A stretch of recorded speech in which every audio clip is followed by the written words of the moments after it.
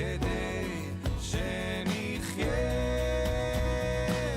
תם ונשלם כוסה החוב, עבדים היינו ועכשיו נכועים, אנחנו לא נמות. Gloire à Dieu. Voilà, on va continuer où nous nous sommes arrêtés la dernière fois. Nous sommes arrivés bientôt au chapitre 27 et nous allons, 26, pardonnez-moi. Cet après-midi, nous allons continuer. Et la dernière fois, je ne sais pas si vous vous souvenez, nous nous étions arrêtés sur ce fameux verset, le dernier verset du chapitre 25 du livre, où il est dit « C'est ainsi qu'Ésaü méprisa le droit d'aînesse ». Eh bien, le texte de l'Épître aux Hébreux, au chapitre 12, verset 15, parlera de cette fameuse réalité, de cette fameuse scène, et il va mettre en garde. Il va dire « Veillez à ce qu'il n'y ait ni débauché, ni profane, comme Ésaü, qui pour un mets vendit son droit d'aînesse. Il méprisa le droit d'aînesse, il méprisa l'héritage, au détriment d'un plat de lentilles. » Et Paul, dans ce même esprit, à Timothée au chapitre 6, va dire « Ô Timothée, garde le dépôt en évitant les discours vains et profanes et les disputes de la fausse science. Garde le bon dépôt, fais attention à tout ce qui est contraire, c'est-à-dire à tout ce qui est profane. » J'aimerais attirer votre attention à partir de maintenant sur ce qui va suivre. Parce que c'est le dernier verset, chapitre 25, verset 34. De ce chapitre, on va entrer dans le chapitre 26. Et le chapitre 26 va être particulier. Avant cela, j'ai oublié, il y a ça. Pardonnez-moi, je me suis écarté. Le droit d'aînesse. Il va mépriser le droit d'aînesse. Ésaü a méprisé la vision messianique en vendant son droit d'aînesse. En fait, il va mépriser l'héritage divin, ce bon dépôt qui depuis le jardin d'Éden, vous vous souvenez de cela? Dieu a dit qu'un jour il écraserait la tête du serpent par un fils qui serait donné, qu'il nous délivrerait de la puissance des ténèbres, du péché, de la mort, de toutes les conséquences de la chute. Tout démarre avec ce Genèse 3, verset 15. Et à partir de là, vous vous souvenez, on a vu que c'était une transmission, un dépôt qui était donné par la postérité suivante, qu'il devait garder par la foi en attendant la venue du Fils. Et à chaque fois, souvenez-vous bien de cela, dans tout le livre de la Genèse, il y aura deux lignées qui vont s'opposer. Il y aura Caïn et Abel. Un va par la foi offrir à Dieu des sacrifices et l'autre va entrer en révolte contre Dieu. Il va fuir loin de la présence de Dieu. Ensuite, le texte va continuer avec Ishmaël et Isaac. Et maintenant, nous sommes avec Ésaü et Jacob. Il y en a un qui méprise cet héritage divin et l'autre qui le saisit par la foi, qui veut le vivre. Et Ésaü, en vendant son droit d'aînesse pour un plat de lentilles, a méprisé ce droit d'aînesse. À l'époque biblique, le droit d'aînesse était un sujet très important qui touchait à l'héritage familial. Un aîné, Deutéronome 21, 17, je n'ai pas mis les versets, vous aurez le loisir de le faire à la maison, recevait une double portion de l'héritage paternel. C'était volontaire, ce n'est pas du favoritisme. Peut-être que vous le vivez comme ça, mais ce n'était pas le cas. Il devenait, j'aurais dû mettre, ainsi responsable du patrimoine familial et devenait le nouveau patriarche du clan familial. Ainsi, même si les autres fils dilapidaient leur part de l'héritage, le patrimoine était encore présent par la double portion du fils aîné. C'est-à-dire qu'en recevant une double part, il devenait le nouveau patriarche du clan et il assurait la pérennité de l'héritage. Et dans la vie biblique, il assurait la pérennité des tribus d'Israël. Mais ça, on le verra plus tard. Et donc, il recevait une double portion. C'est pourquoi, quand le fils prodigue, vous connaissez Luc 15, il ne va pas dilapider l'héritage, il dilapide son bien. Mais le fils aîné, lui, avait reçu au double, donc lui, il assurait la pérennité du clan familial. Mais en le méprisant, eh bien, ça veut dire qu'il ne porte aucun intérêt à l'héritage familial. Et ce droit d'aînesse pouvait se perdre, par contre, par inconduite. J'ai mis 1 Chronique 5 parce qu'il est dit que Ruben, le premier fils de Jacob, vous connaissez l'histoire, il va coucher avec sa belle-mère et de ce fait, il va perdre ce droit d'aînesse qui va passer à Judas et à Joseph particulièrement. Le premier-né de Rachel et non de Léa. Mais c'est quelque chose de très important. Comprenez bien cela. J'ai aimé Jacob, j'ai haï Ésaü, dira le prophète Malachie, parce qu'il a méprisé ce droit-là. Ésaü choisira le plaisir immédiat sur la bénédiction à long terme, tandis que Jacob semble comprendre l'importance de ce droit dans la continuité du plan divin. Ésaü cherche son propre plaisir, tandis que Jacob recherche l'accomplissement du dessein divin. Vous vous souvenez, la dernière fois, j'ai dit, il était accroché au talon parce qu'il souhaitait, dès le ventre de sa mère, il y a ce conflit. Il voulait être le premier-né, il voulait le droit d'aînesse, il voulait entrer dans l'héritage divin et faire partie de ce plan divin. Dans la culture biblique, le droit d'aînesse dépasse le cadre d'une simple bénédiction matérielle. C'est très important ça. Il représente surtout l'entrée dans l'alliance avec le Seigneur, avec le Dieu d'Abraham. Le droit d'aînesse tel qu'il est révélé dans les Écritures nous confronte à nos priorités profondes. À l'image d'Ésaü, l'homme peut choisir l'immédiat au détriment de l'éternel, renonçant ainsi à la vision du monde à venir pour satisfaire des besoins passagers. Et on terminera avec cela, de voir que toute cette théologie que nous sommes en train d'aborder en fait parle de cette réalité. Est-ce que nous vivons pour le royaume qui vient ou nous désirons vivre pour maintenant? Parce que c'est de cela dont il est question. Et c'est ça le message biblique. Et on va le voir très exactement dans les passages que nous allons étudier aujourd'hui. Mais voici ce que je vous disais tout à l'heure. Ce qui est très intéressant, c'est de voir que, après que le texte nous dit qu'Ésaü méprisa le droit d'aînesse, on va entrer dans le chapitre 26. Et le chapitre 26 va être tout entier consacré à Isaac. C'est très intéressant. C'est comme s'il y avait une coupure. Mais vous devez bien comprendre cela. Dans la Torah, il n'y a rien qui est le fruit du hasard. Tout est à sa place. Et tout est quelque chose qui doit être compris. Et voici comment va être scindé en 3 parties.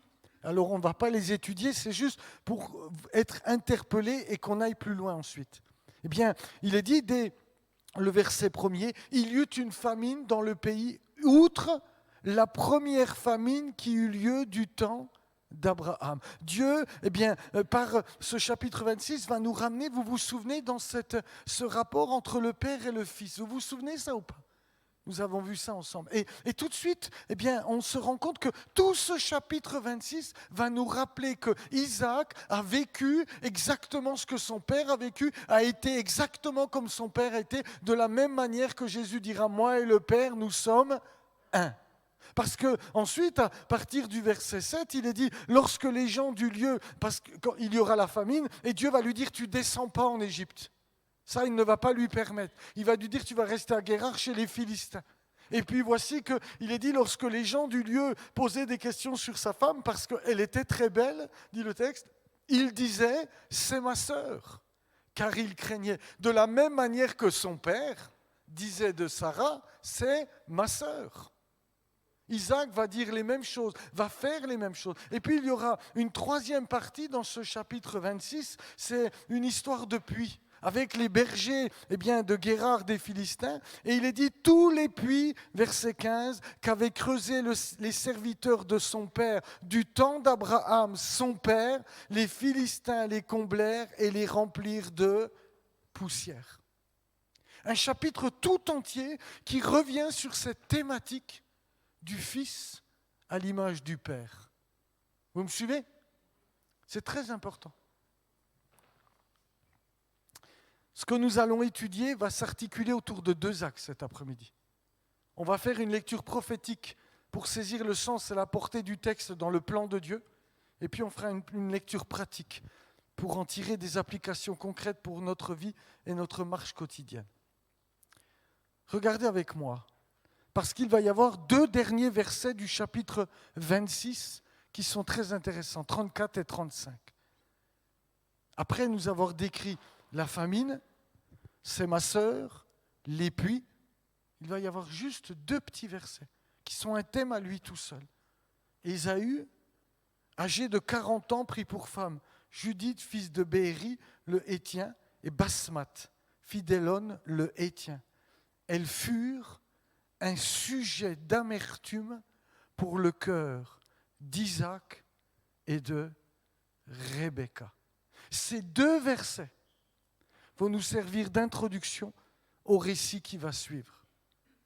Parce que voici comment le chapitre 27 va démarrer. Isaac devenait vieux et ses yeux s'étaient affaiblis au point qu'il n'y voyait plus. Alors il appela Ésaü, son fils aîné, et lui dit « Mon fils ?» Et il répondit « Me voici ». J'ai mis la version rabbinat française parce que c'est vraiment comme ça qu'il aurait fallu le traduire. Là, il dit « Ses yeux étaient affaiblis au point qu'il ne voyait plus », mais ce n'est pas vraiment ce qui est dit. Il dit « Il arriva, comme Isaac était devenu vieux, que sa vue s'obscurcit. » Un jour, il appela Ésaü, son fils aîné, lui dit « Mon fils », il répondit « Me voici ».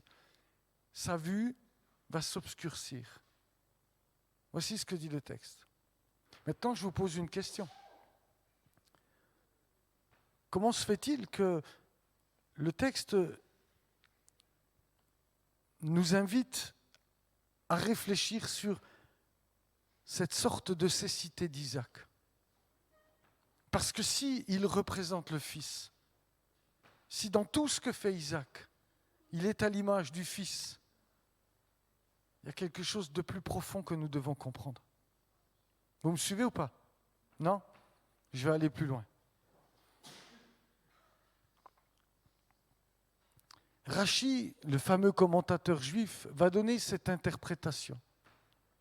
Isaac était piégé par Ésaü, qui prétendait s'intéresser à ses enseignements. Ésaü courtisait son père en lui fournissant des mets qu'il aimait, mais également en le séduisant par ses paroles. Et il va appuyer son propos sur Exode 23, 8. « Tu ne recevras point de présents, car les présents aveuglent ceux qui ont les yeux ouverts et corrompent les paroles des justes. » Rachi va dire, mais en fait, ses yeux s'obscurcissent parce qu'il le trompait. Il mettait du gibier dans sa bouche, dit littéralement le chapitre 25. Il l'amadouait par des présents. Et puis, c'est ce qui fait qu'il a été aveuglé. Il a failli donner la bénédiction, c'est ce que nous allons voir à Ésaü, alors que ce n'est pas Ésaü qui doit avoir la bénédiction, puisque dans le ventre de Sarah, de Rebecca, il est dit que le plus petit sera supérieur au premier. Alors il l'interprète comme cela. Il dit, mais c'est ces présents qui ont aveuglé ses yeux. Isaac a failli se faire tromper, il a failli complètement passer à côté de la plaque. Mais si nous considérons qu'Isaac est à l'image de Jésus-Christ, est-ce que Jésus-Christ s'est laissé tromper? Vous êtes affirmatif. C'est qu'il y a autre chose à comprendre. Vous me suivez ou pas? Regardez c'est très intéressant, il y a un commentaire du Bereshit. Autre explication. Pourquoi les yeux d'Isaac se sont-ils assombris? La question est posée. Et une réponse est donnée. C'était pour que Jacob puisse venir prendre la bénédiction. Parce que ce qui est certain, c'est que l'infirmité d'Isaac s'avéra être un bienfait pour Jacob, qui sans elle n'eût point bénéficié de la bénédiction de son père. Si les yeux ne s'étaient pas obscurcis, c'était impossible pour Jacob d'avoir la bénédiction. Il fallait que ses yeux s'obscurcissent. Il fallait qu'il ne voie pas. Sinon, ce n'était pas possible. C'était impossible. Vous êtes d'accord avec moi ou pas? Maintenant, regardez. Nous avons parlé à plusieurs reprises de la traduction araméenne qu'on appelle le Targum. Et regardez ce que... Vous vous souvenez, pour ceux qui peut-être qui ne s'en souviennent pas, le Targum, c'est une version araméenne de l'hébreu. D'accord? Mais c'était une version qui était amplifiée. Il y avait déjà dans ces textes une forme de commentaire. Comment ils expliquaient les Écritures à cette époque-là. On trouve ça au temps de Néhémie. Quand il est dit « reviennent de l'exil », eh bien Esdras va lire la Torah toute la journée, et il y avait qui en donnait le sens et les explications, parce que les gens ne parlaient plus hébreu, ils parlaient araméen. Donc on traduisait la Torah en araméen et on en donnait quelques explications. Ils en donnaient le sens. Et voici comment le Targum, ce que le Targum nous dit. Il arriva lorsqu'Isaac fut âgé que ses yeux s'assombrissent à cause de la vue des anges qui avaient été envoyés pour lier Isaac sur l'autel, et il ne pouvait plus voir. C'est très intéressant ça. Alors, le Targum ne fait pas autorité. Seule la Torah fait autorité. Mais eux, ils associent quand même, Isaac ne devient pas simplement aveugle à cause de l'âge. Sa cécité est liée à la ligature du chapitre 22, quand le Fils a été offert. Vous me suivez ou pas? La tradition juive ancienne relie Genèse 27 que nous sommes en train de lire à Genèse 22. Là, ça commence à être intéressant. Je vois que vous faites tous la tête, mais croyez-moi, dans 15 minutes, vous allez me croire. Là, ça commence à être intéressant. Dans la tradition, ils disent, mais c'est à cause du mont Moria. C'est à cause du sacrifice. C'est à cause de ce moment où il a été posé sur l'autel, offert par son Père en sacrifice. Il lie ces deux passages entre eux. Maintenant, on va se plonger dans le chapitre 27. Et vous allez regarder avec moi ce qui est écrit. Jacob va appeler son fils, Ésaü, et il va lui dire, « Maintenant donc, je te prie, prends tes armes, ton carquois et ton arc, et va dans le champ, et chasse-moi du gibier. Fais-moi aimer comme j'aime, et apporte-le-moi à manger, afin que mon âme te bénisse avant que je meure. » Chapitre 27, toujours versets 6 à 7. Rebecca a entendu ça. Et Rebecca va appeler son fils, Jacob, et elle lui va dire, Rebecca dit à Jacob son fils, « Voici, j'ai entendu ton père qui parlait ainsi à Ésaü ton frère, apporte-moi du gibier, fais-moi aimer que je mangerai, et je te bénirai devant l'Éternel avant ma mort. » Et puis, Jacob va discuter. Il va dire, mais maman, c'est pas possible. Quand, je vais me présenter devant mon père, il va bien voir, j'ai pas les poils. Je suis pas poilu comme Ésaü. Il va me trouver menteur. Et au fait, c'est pas la bénédiction, c'est la malédiction qui va venir sur moi. Et voici ce qu'elle va lui répondre.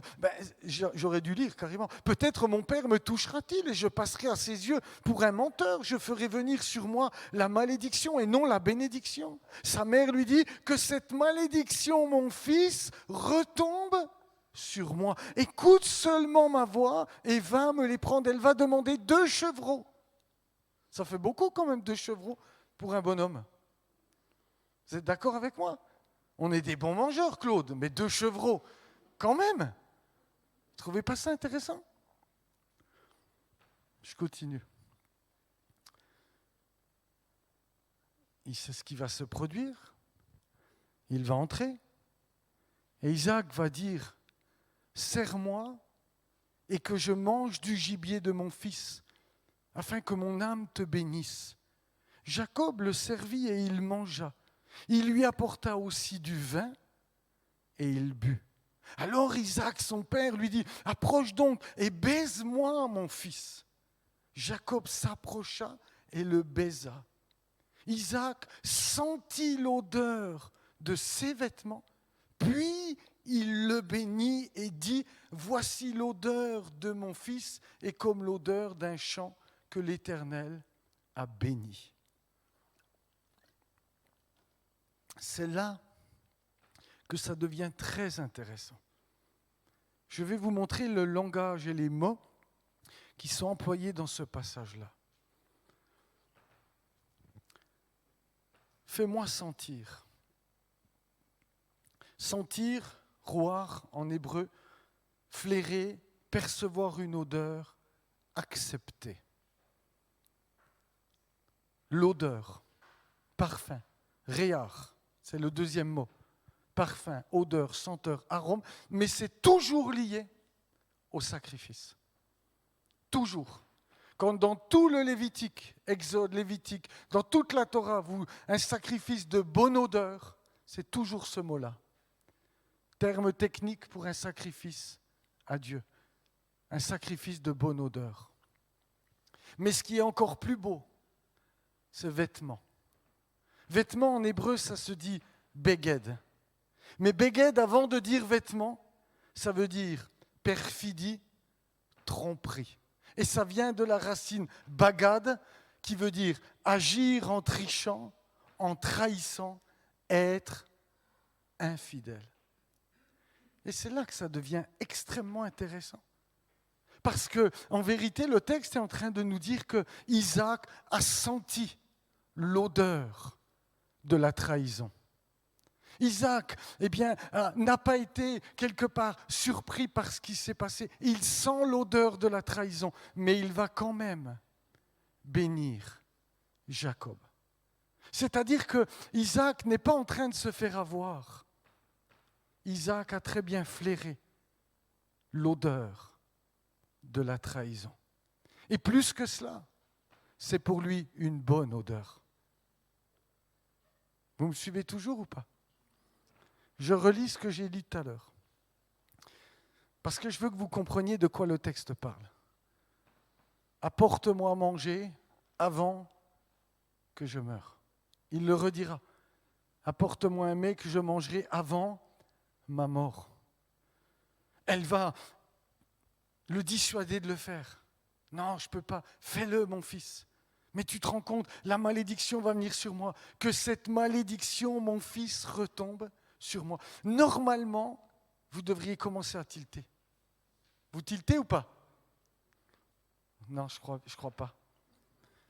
Et ensuite, il est dit qu'il va sentir la perfidie, la tricherie, mais il va quand même le bénir. Et nous allons le voir après. Ce qui est encore plus intéressant, c'est quand Ésaü va venir, il va dire, mais de toute manière, il est béni, c'est fini. C'est fait. Il ne s'est pas scandalisé. Il n'a pas crié au scandale. J'ai béni celui qui devait être béni. Maintenant, regardez avec moi. Luc. Le jour des pains sans levain où l'on devait immoler la Pâque arriva et Jésus envoya Pierre et Jean disant « Allez nous préparer un repas. » D'accord avec moi ? C'est un repas la Pâque. D'accord ? Afin que nous la mangions. Il leur dit « J'ai désiré vivement manger cette Pâque avec vous avant de souffrir. » C'est-à-dire avant de mourir. Ah, vous commencez à percuter. C'est bon ça. Dans 2 mois, vous parlez hébreu. Et ayant pris une coupe. Vous ne trouvez pas ça intéressant ? Parce que le texte continue. Les principaux sacrificateurs et les anciens persuadèrent. N'est-ce pas ce qui s'est passé ? Elle n'a pas persuadé son fils de le tromper. Ils persuadèrent la foule de demander Barabbas et de faire périr Jésus. Et après avoir persuadé, verset 20, verset 25, le peuple va dire que son sang retombe sur nous et sur nos enfants. N'est-ce pas ce que Rebecca avait dit ? Que cette malédiction retombe sur moi, mon fils.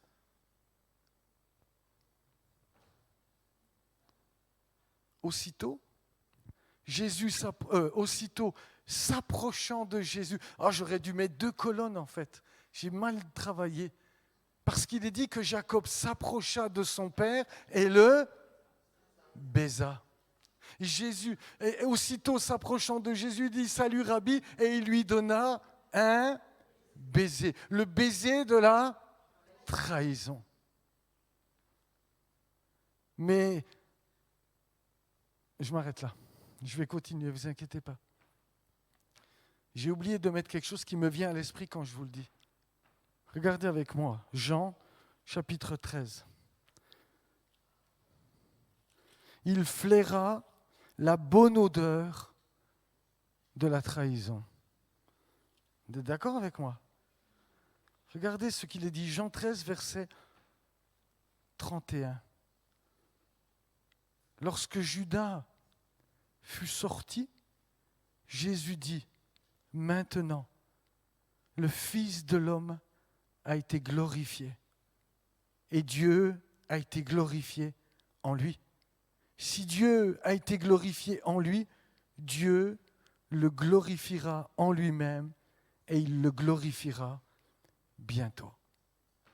C'était quelque chose de très agréable à Jésus d'être trahi. C'était pour lui quelque chose de glorieux. On est loin, de quelque chose de néfaste. Mais surtout, c'est que tout l'évangile de Jean révèle une chose. Jésus savait. Vous êtes d'accord avec moi? Jean 6, 64. Mais il est parmi vous quelques-uns qui ne croient pas, car Jésus savait dès le commencement qui étaient ceux qui ne croyaient point et qui était celui qui le livrerait. Jean 13, verset 11. Car il connaissait celui qui allait le livrer. Jean 18, verset 4, Jésus, sachant tout ce qui devait lui arriver, s'avança et leur dit, mais qui cherchez-vous? Le Seigneur n'est pas dépassé. Vous comprenez? Il sentait l'odeur de la trahison. Ce n'était pas un problème pour lui. C'était dans le plan de Dieu. C'était ce que Dieu avait. En réalité, tout ce que nous venons de lire, correspond à cette trahison que Jésus va subir et qui va l'amener et qui va lui amener à apporter la bénédiction. Non seulement au pays d'Israël, mais à toutes les nations. Toutes les familles de la terre seront bénies en ta postérité. C'est l'héritage du clan familial, c'est l'héritage du clan d'Abraham. Mais pour cela, il fallait qu'une trahison s'opère, il fallait que des ténèbres viennent et qu'il les accepte, que ça ne soit pas un problème pour lui. Et en fait, loin de ce qu'on pouvait imaginer, Isaac, dans ce passage, reste l'image du fils qui fait la volonté de son père. C'est pourquoi tout le chapitre 26 va nous rappeler, il y eut la famine, il appela Rebecca sa sœur, et puis il y a les puits de son père qui ont été bouchés, qu'il a tenté de déboucher. Tout ce chapitre est placé comme au milieu de ces récits pour nous ramener dans cette réalité. Le fils est à l'image du père. Vous comprenez? Donc quand on bascule sur le chapitre 27, on ne peut pas imaginer autre chose que Isaac continue d'être l'image du Fils. Alors, il va y avoir tout ce que nous avons lu, qui en vérité est prophétique de ce qui se passera des siècles plus tard. Isaac, Jésus-Christ, a été trahi par l'un des siens. C'est de cela dont il est question. Et là, vous dites tous, Alléluia, parce qu'il a senti l'odeur de la trahison. Mais il l'a quand même béni. Mais nous allons voir, je vais continuer, parce qu'il faut continuer. Regardez, Isaac, parfois la tradition hébraïque, c'est quand même exceptionnel. Isaac avait fini de bénir Jacob, et Jacob avait à peine quitté son père Isaac, qu'Ésaü, son frère, revint de la chasse. Isaac, son père, lui dit, « Mais qui es-tu » Ah, j'ai oublié de vous dire ça, pardonnez-moi, j'ai plein de trucs qui me viennent dans la tête en même temps. 2 chevreaux. Pourquoi 2 chevreaux ? Parce qu'à Kippour, on offre 2 boucs. Vous suivez ou pas? En fait, tout nous ramène toujours au sacrifice. J'aurais peut-être pas dû le dire, je sens que je vous ai perdu, mais c'est pas grave. Je continue. Isaac avait fini de bénir Jacob. Jacob avait à peine quitté son père Isaac, qu'Ésaü, son frère, revint de la chasse. Isaac, son père, lui dit, « Mais qui es-tu » Et il répondit, je suis ton fils aîné, Ésaü. Isaac fut saisi d'une violente émotion. Il dit, qui est donc celui qui a chassé du gibier, me l'a apporté? J'ai mangé de tout avant que tu viennes, et je l'ai béni. Et c'est là qu'il dit, aussi sera-t-il béni. On ne revient plus en arrière. C'est fait. La trahison a servi à la bénédiction. La trahison a été utile pour que la bénédiction puisse se répandre. Dans un des midrash, un midrash, vous savez, c'est une recherche des textes approfondis. Voici le commentaire qui est fait. Pourquoi Isaac a-t-il été saisi de tremblement? Il a pensé peut-être, ai-je commis une faute en bénissant le cadet avant l'aîné et en inversant l'ordre de la naissance? C'est alors qu'Ésaü a poussé un cri, il m'a supplanté déjà 2 fois. Son père lui a demandé, mais que t'a-t-il fait? Il lui a répondu, il a pris mon droit d'aînesse. Il dit, c'est cela, précisément ce qui me préoccupait, et j'ai été saisi de tremblement à l'idée de me mettre peut-être écarté de la stricte justice. À présent, c'est bien l'aîné que j'ai béni, aussi restera-t-il béni. Mais oui, c'était lui qui avait le droit d'aînesse, puisqu'il lui avait vendu. Donc c'était bien lui qui devait être béni. Mais ces choses se sont produites par la trahison. Mais loin de la façon dont on a l'habitude d'interpréter ce texte, et vous allez voir qu'à partir de maintenant jusqu'à la fin, tout va être prophétique sur la venue première et seconde de Jésus-Christ. Et avec l'histoire de Joseph, on va entrer dans des détails. Je suis sûr que vous imaginez même pas jusqu'où le texte va aller, tellement ça va être précis. Ce texte nous parle de ce que Jésus-Christ est venu faire. Et comment il a apporté la bénédiction au monde? Par le baiser de la trahison. Et c'est pourquoi dans le psaume 2, baiser le Fils, de peur qu'il ne s'irrite.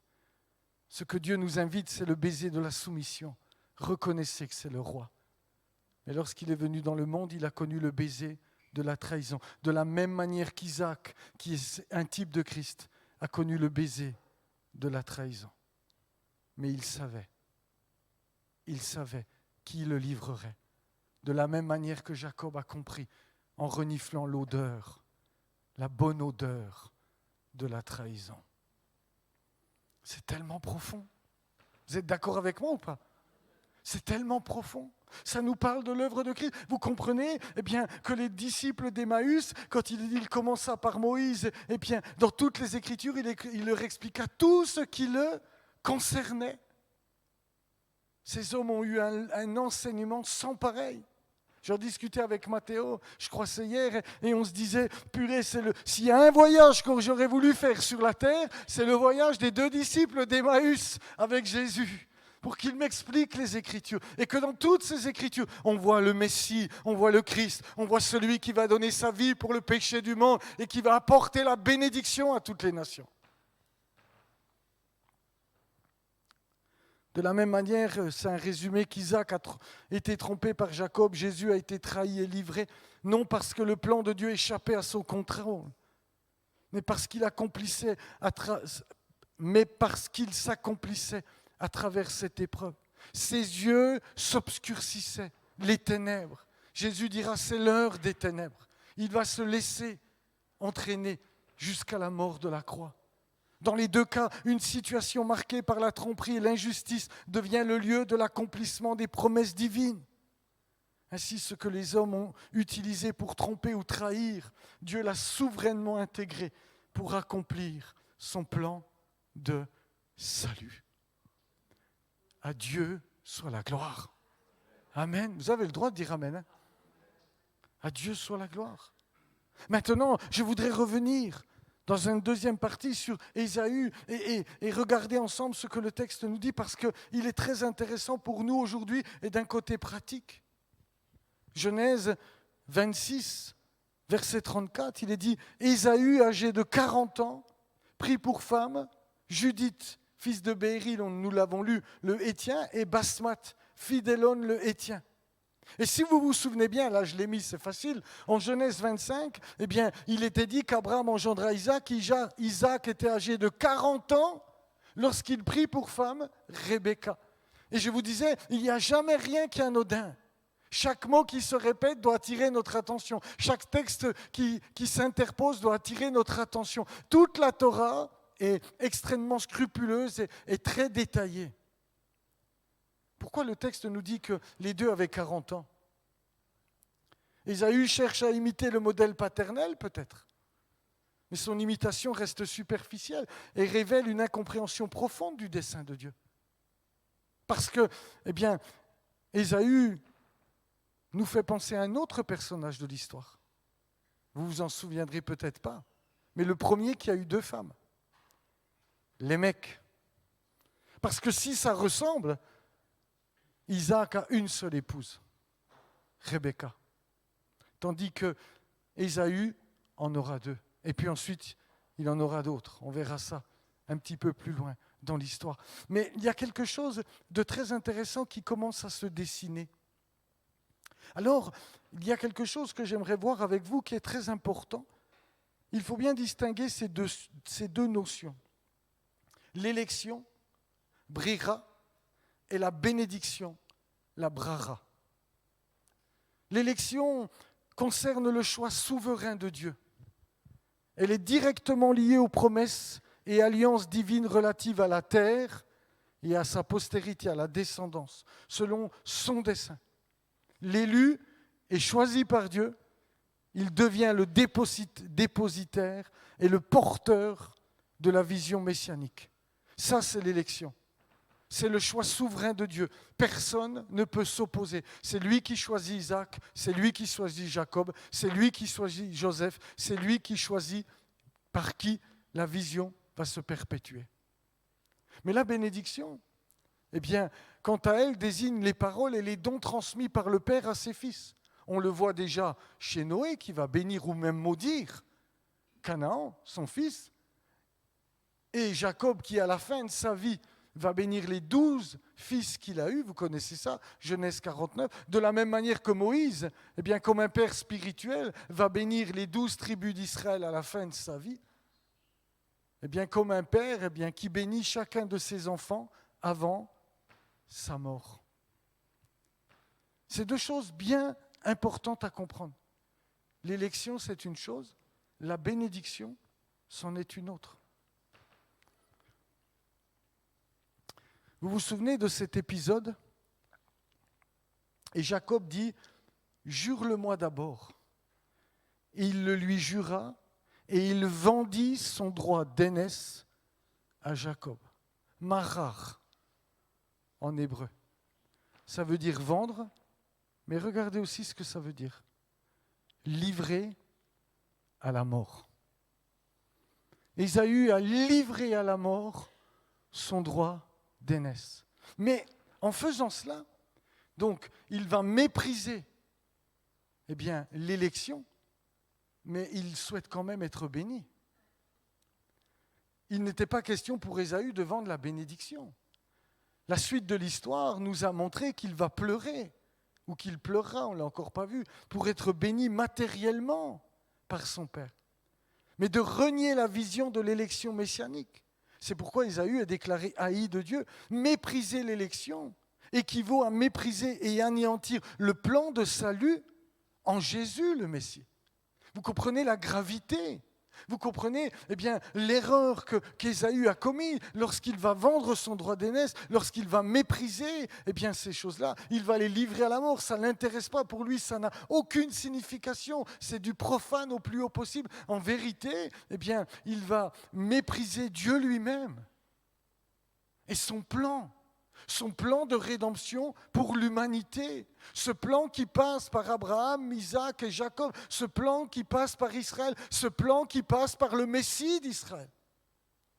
Et c'est pourquoi, dans 1 Samuel 2, verset 30, il est dit, c'est le Dieu d'Israël qui parle, j'honorerai celui qui m'honore, mais ceux qui me méprisent seront méprisés. Et ça, frères et sœurs, c'est très important que nous le comprenions. Parce que c'est un principe qui est toujours d'actualité. Frères et sœurs, Dieu nous observe. Dieu nous regarde. Le temps que nous passons dans sa parole, dans sa présence, ou les heures passées sur les réseaux ou la télévision.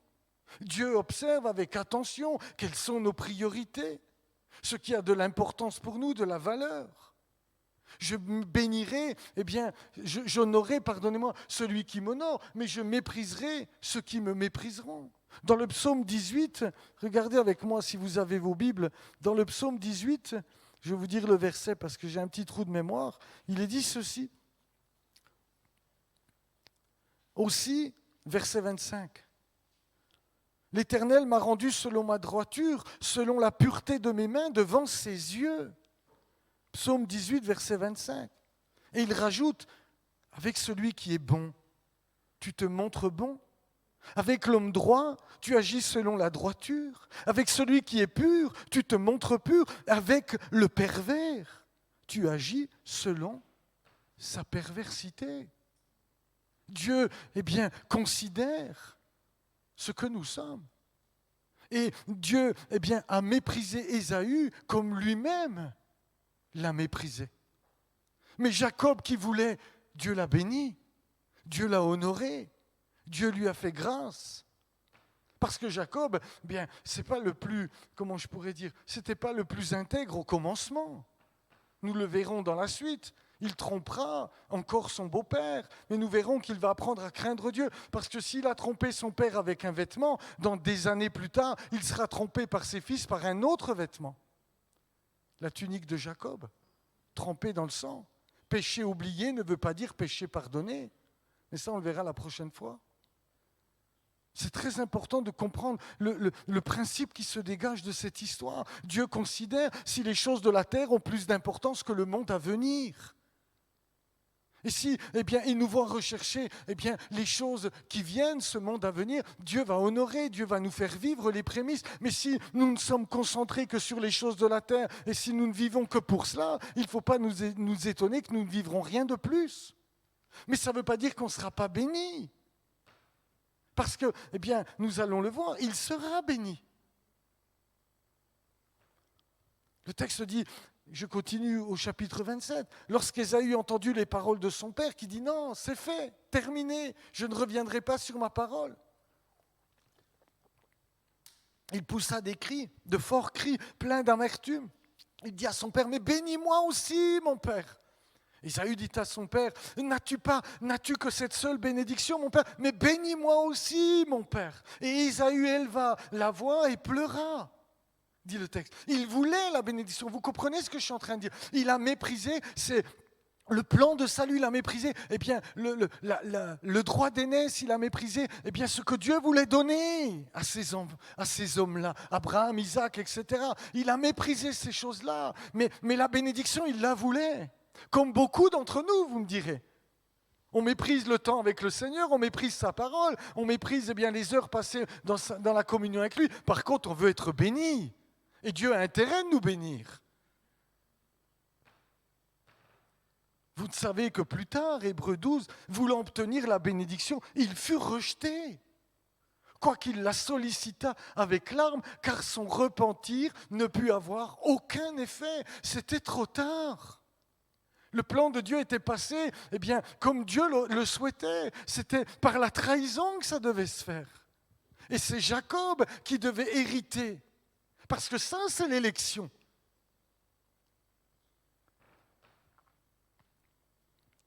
Voici les deux bénédictions. Regardez ce que Dieu va faire, ce que Isaac va dire. Voici, l'odeur de mon fils, je l'ai lu tout à l'heure, est comme l'odeur d'un champ que l'Éternel a béni. Et il va dire que Dieu te donne de la rosée du ciel et de la graisse de la terre, du blé et du vin en abondance. Que des peuples te soient soumis et que des nations se prosternent devant toi. Sois le maître de tes frères et que les fils de ta mère se prosternent devant toi. Et il va rajouter cette fameuse parole que Dieu lui-même a donnée à Abraham en le bénissant. Maudit soit quiconque te maudira Et béni soit quiconque te bénira. Vous voyez bien que cette bénédiction est liée à l'élection et au choix que Dieu a fait à travers Abraham et sa continuité. Mais il n'est pas dit que Ésaü, ne sera pas béni. Notre traduction, elle est très mauvaise, Louis II. C'est comme ça qu'il faut traduire. Et Darby, pour ça, est très bon. Quand vous avez des doutes sur la traduction, relisez Darby. Darby, c'était très littéral. Un de mes profs en Israël, M. Monga, Gédéon Monga, nous disait, quand je n'ai pas le temps d'étudier, je regarde ce que dit Darby. Parce que c'était littéral. Un mot, c'est un mot. Il ne traduisait pas à côté. Et regardez ce qu'il a dit concernant la bénédiction d'Ésaü. Isaac, son père, répondit et lui dit, « Voici, ton habitation sera en la graisse de la terre et en la rosée des cieux d'en haut. Tu vivras de ton épée et tu serviras ton frère.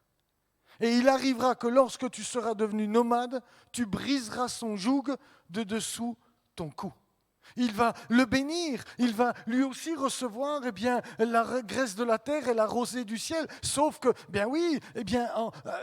Isaac avait dit à Jacob, tu seras le maître de tes frères et les fils de ta mère se prosterneront devant toi. Donc il va lui dire, tu serviras ton frère. Le seul moyen, pour ne pas être son esclave, il va falloir que tu quittes le pays d'Israël parce que cette terre leur appartenait, parce que Jacob est entré dans l'alliance avec Dieu. Donc il va falloir que tu partes. Et donc il descendra et il traversera de l'autre côté de la mer Morte, au sud, et il habitera ce qu'on appelle Édom aujourd'hui. C'est une partie de l'Arabie Saoudite, c'est en dessous de la Jordanie. Il habitera là, la montagne de Séhir. Non, c'est une partie de la Jordanie, pardonnez-moi. C'est où il y a Pétra. Mais il sera béni. Il y aura quand même une bénédiction. Il y en aura une. Mais il s'exclut de l'élection. Il s'exclut du plan de Dieu par lequel le Messie va venir dans le monde. Et s'il n'y a pas une plus grande bénédiction de cela. Vous connaissez ce passage de Romains au chapitre 9. Paul va dire, j'ai un chagrin continuel dans le cœur. Continuel. Romains chapitre 9. Regardez, c'est très important de comprendre cela.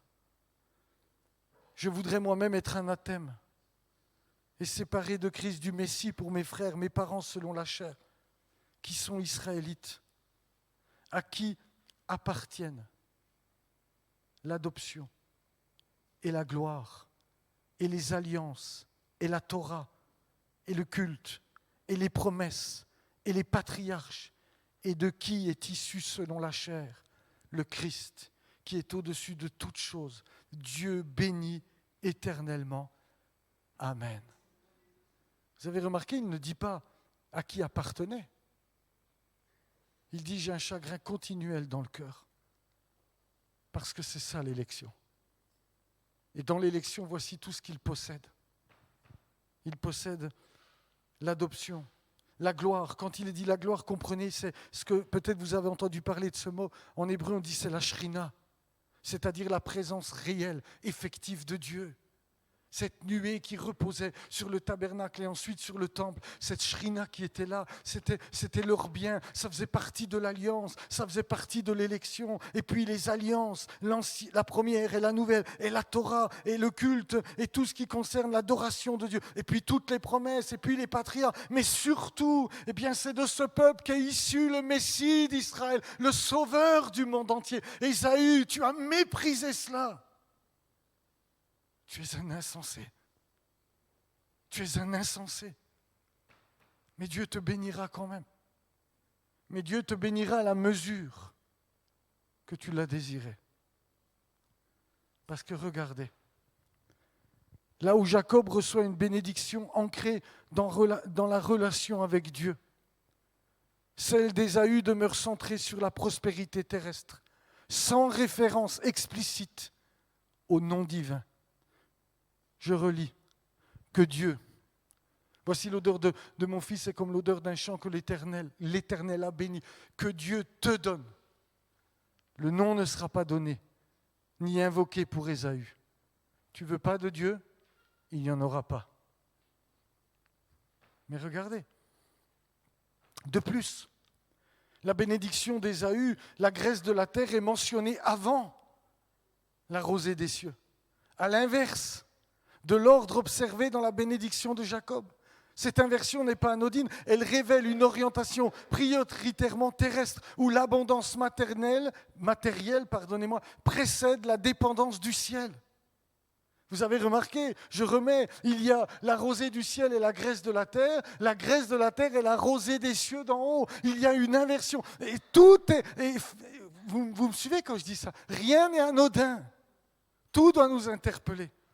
Elle est inversée. Elle met en lumière le contraste entre une vie enracinée dans la promesse divine, dans quelque chose qui vient du ciel, dans le ciel que nous aspirons, dans la promesse que Dieu a faite. Et une existence tournée vers le visible, le concret et le matériel. C'est ce que tu veux, eh bien c'est ce que Dieu va te donner et il n'y aura rien de plus pour toi. De même que ceux du monde, certains sont bénis. Vous êtes d'accord avec moi? Mais ils n'auront pas part au monde à venir. Et la question qu'on doit se poser, c'est est-ce que tu veux avoir part au monde à venir? Quand Jésus va parler, il va enseigner sur la pratique de la justice.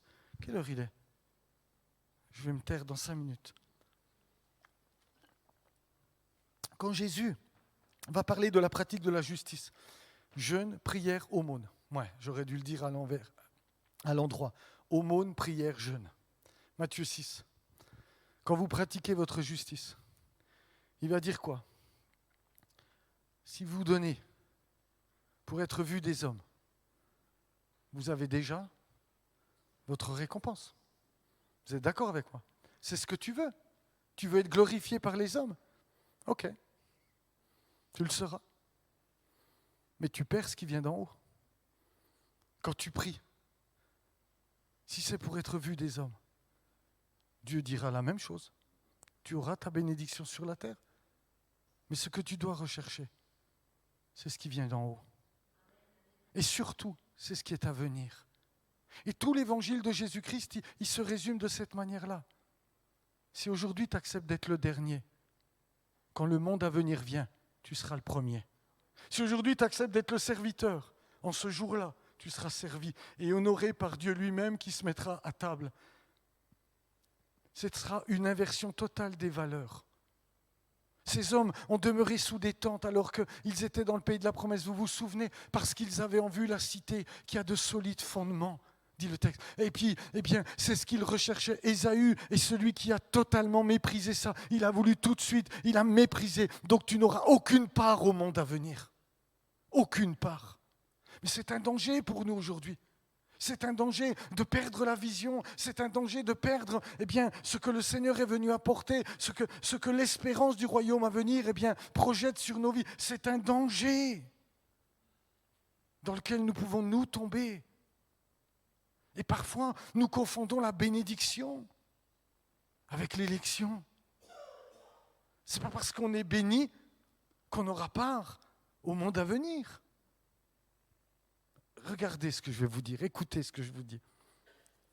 Quand il est question d'Israël, la génération qui a tourné 40 ans dans le désert, Deutéronome, c'est 8 je crois. Peut-être que je vous dis une bêtise là, mais moi je vais regarder, je suis bête. J'ai ma Bible, Deutéronome, je crois que c'est 8. Ouais, c'est ça. Il va dire, souviens-toi de tout le chemin que l'Éternel, ton Dieu, t'a fait faire pendant ces 40 années dans le désert, afin de t'humilier, de t'éprouver pour savoir quelles étaient les dispositions de ton cœur. Ce que Dieu considère, c'est notre cœur. Et si tu garderais ou non ses commandements.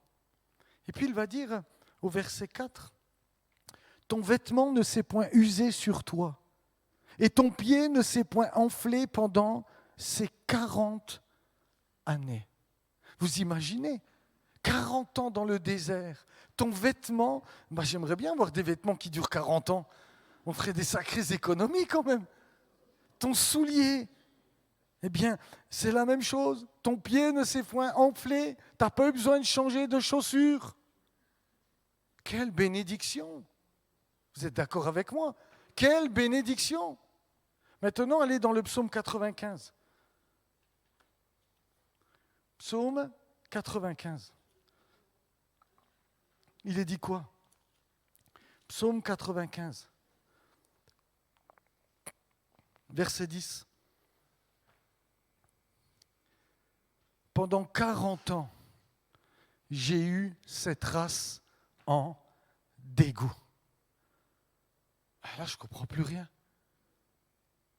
Seigneur, 40 ans, leurs vêtements ne se sont pas usés, leurs pieds ne sont pas enflés. Et puis là, tu dis, mais en fait, pendant 40 ans, j'ai eu cette race en dégoût. Aussi, je jurais, ils n'entreront pas dans mon repos. Ils n'auront pas part à l'héritage, à l'alliance de la terre. Bénédiction, ça ne veut pas dire approbation. Vous comprenez ce que je suis en train de dire? Parce que ça, c'est très important. Parfois, nous nous confondons la bénédiction avec l'approbation. Dieu est fidèle à sa parole. Il a promis qu'on manquerait de rien. Il pourvoit à nos besoins, mais ça ne veut pas dire qu'il approuve tout ce que je fais. Comme moi, ma fille, eh bien, il y a des coups, elle m'agace, plus que m'agacer. Je suis en colère. Mais quand arrive l'heure du repas, je ne lui dis pas, toi, ce soir, tu ne manges pas. Vous êtes d'accord avec moi? Il y a peut-être des parents qui font ça. Je trouve que c'est de la maltraitance. Mais tu ne manges pas. Mais de la même manière, Dieu agit ainsi avec nous. Ce n'est pas parce qu'il continue de prendre soin de nous, ça veut dire qu'il approuve tout ce que nous faisons. Ésaü a reçu une bénédiction. Il y a eu des rois, nous le verrons dans sa postérité, avant même que des rois soient en Israël. Comme Ishmaël, il est dit, mais je bénirai Ishmaël. Et de lui sortira 12 princes. Mais ils ont été exclus de l'élection. Vous me suivez ou pas? C'est très important de comprendre ça, parce que ça doit nous obliger à sonder nos cœurs. Où est-ce que j'en suis aujourd'hui? Est-ce qu'il y a l'approbation de Dieu sur ma vie? Et parfois, nous pensons que, eh bien, parce qu'on est béni, Dieu approuve tout ce que nous faisons. Non, ce que Dieu considère, c'est notre cœur. Vous vous rappelez, quand on a vu qu'ils étaient les deux dans le sein, ils sont sortis, et Ésaü, il est dit, il était velu, point de poil, eh bien, il était décrit dans ce côté extérieur. Tandis que Jacob, il est dit, il tenait son frère. On ne sait pas à quoi il ressemblait, Jacob, mais on avait les intentions de son cœur. Il voulait cette bénédiction. Vous vous souvenez de cela? Parce que c'est ça que Dieu considère, plus qu'autre chose. C'est ça que Dieu recherche. C'est des cœurs qui aspirent au monde à venir, des cœurs qui vivent pour le monde à venir, qui ont compris qu'ici-bas, eh bien, tout va passer. Alors, je ne suis pas en train de dire qu'il faut qu'on vive comme des pauvres et des pouilleux, ce n'est pas ça que je dis. Mais ce n'est pas ce qui doit être notre priorité. Notre priorité, c'est le royaume qui vient. Et je dois vivre pour cela. Et je dois le rechercher. Et quand je prie, je ne cherche pas à être vu des hommes. Ah, on s'en fiche de ça. Quand je prêche, ça, c'est fini. Arrête de... C'est pas ça que tu dois rechercher. Seigneur, ce que je veux, c'est que toi, tu m'approuves. C'est que toi, tu considères avec attention. Oh, il considéra. Eh bien, le texte dit, Abel et son sacrifice. Avec approbation, Caïn et son sacrifice avec désapprobation. Il a d'abord regardé l'homme et son cœur.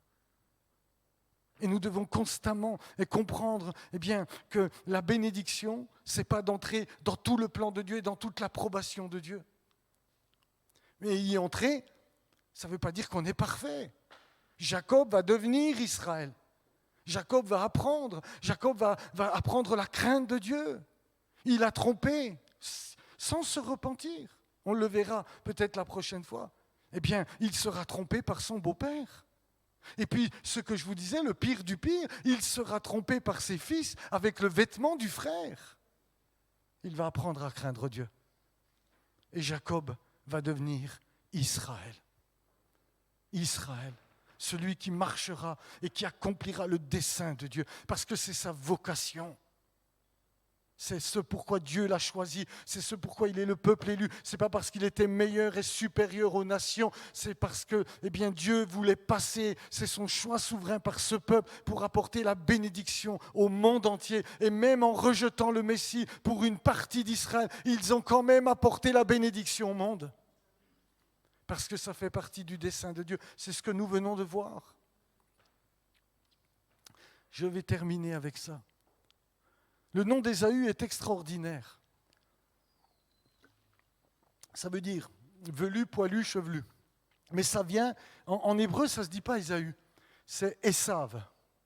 Pour ceux qui lisent l'hébreu, parce qu'il y en a maintenant qui lisent l'hébreu. Esav. Et ça vient de la racine asa. Faire, façonner, accomplir, fabriquer. Le nom d'Ésaü signifie aussi celui qui est fait, qui est terminé, qui est accompli. L'autosuffisance caractérise Ésaü. Il n'a pas besoin du ciel, Ésaü. Il représente la civilisation du culte de soi. C'est le Rav Dinovitch qui donne ce commentaire. L'orgueil de l'apparence. Et voici ce que la tradition dit. La tradition dit qu'Ésaü ressemble au porc. Il tend ses sabots et dit « Regardez, je suis cachère ». Mais il ment, puisqu'il ne rumine pas. Pour être cachère, selon les critères de la Torah, il faut posséder un signe extérieur et un signe intérieur. Il faut avoir le sabot fendu et il faut ruminer. Or, le porc n'a que l'aspect extérieur, requis par la cacheroute, c'est-à-dire les lois alimentaires, cachères. Il faut d'abord ruminer la vérité intérieure avant de l'enseigner à d'autres et être avant de paraître. Ésaü était tout le contraire.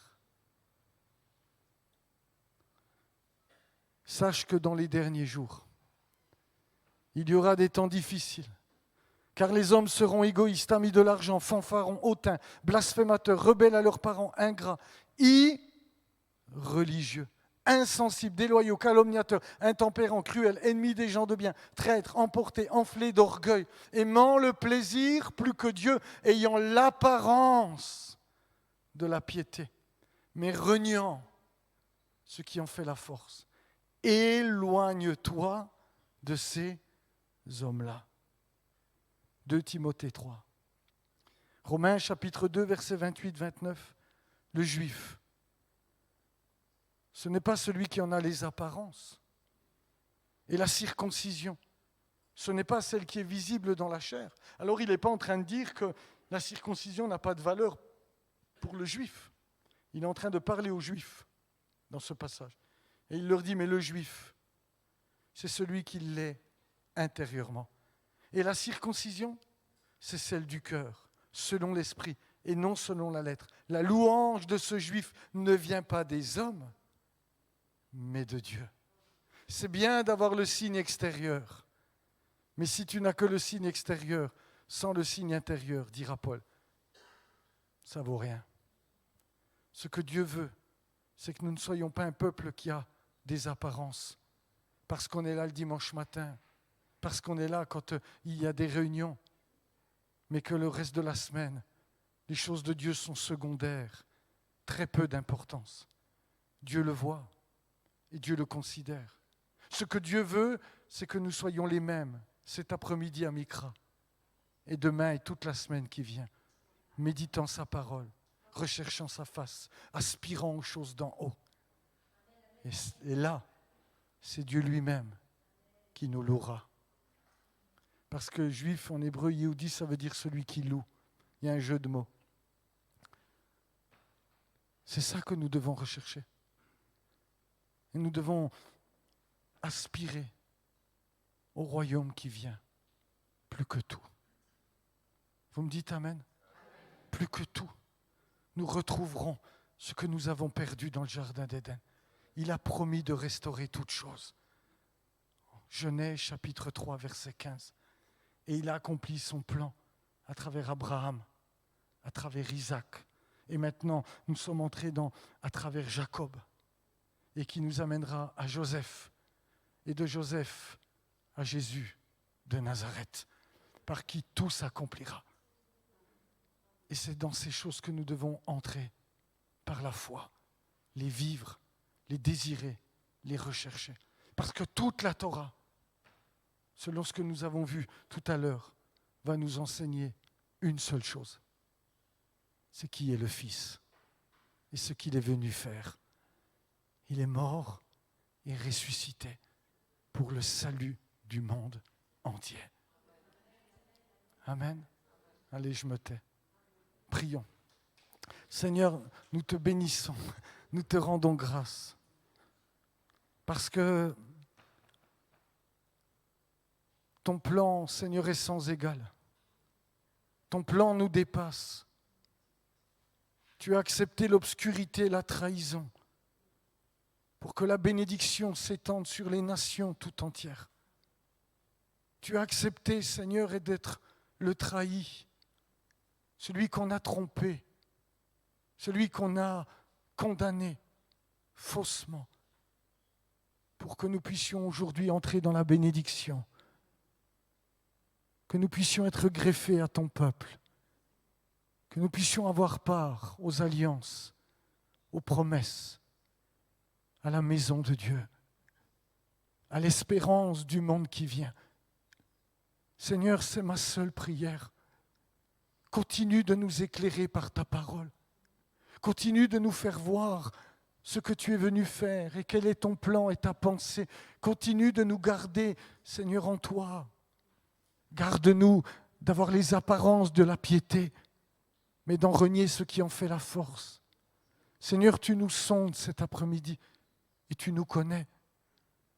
En vérité, personne ne t'a jamais trompé. De même qu'Isaac a senti l'odeur de la trahison, de même tu savais qui te trahirait. Tu savais que tu étais venu pour la croix. Tu savais. Et personne ne t'a trompé. C'était ton plan. C'était ton dessein. Seigneur, donne-nous des yeux pour voir et des oreilles pour entendre. Seigneur, je te supplie cet après-midi, bénis-nous ensemble pour que nous soyons une église qui cherche les choses d'en haut, qui considère les choses de la terre comme elles doivent être considérées, mais qui, avant la graisse de la terre, recherche la rosée qui vient du ciel. Avant de vivre loin de toi, qui cherche la dépendance de ta personne. Seigneur, je t'en supplie, qu'aucun de nous ne soit trouvé profane comme Ésaü, mais que nous soyons semblables à Jacob, qui s'est battu avec l'ange jusqu'à ce qu'il devienne Israël. Tu t'es battu avec Dieu, lui diras-tu, et tu as été trouvé vainqueur. Quelle gloire! Donne-nous d'être comme ces pères. Donne-nous, Seigneur, de vivre ainsi, pour que lorsque tu paraîtras, nous ne soyons pas trouvés honteux, mais que nous t'entendions nous louer, nous honorer devant la face du Père. C'est ma prière, dans le beau nom de Jésus, notre Dieu. Amen.